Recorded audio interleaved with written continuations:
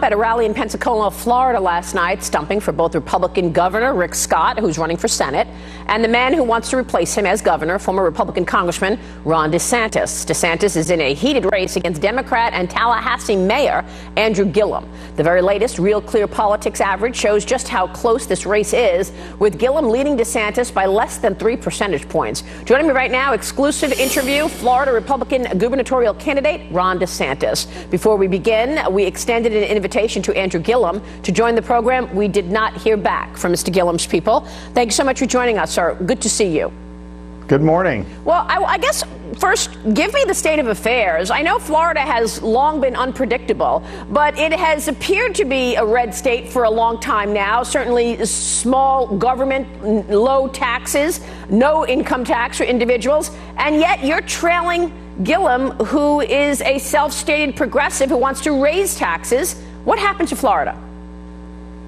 Well, we're not trailing in actual people who have voted, Maria. I mean, we have more than half the vote has been cast. If you look at the early and absentee votes, Republicans are leading for the first time ever at this stage. I mean, Donald Trump was down 175,000 Republican votes going into Election Day in 2016. He won by about 175,000.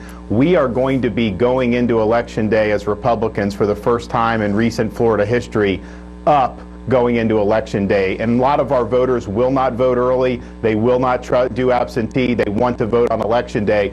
So I think our turnout is exactly what we need to be able to win. And if you have a poll that predicts a Democratic wave, that's going to show something different than what's actually happening on the ground. So I think we're in good shape. And I think the reason why we've been able to mobilize Republicans so much is precisely because of the contrast you talked about. People understand what has made Florida successful.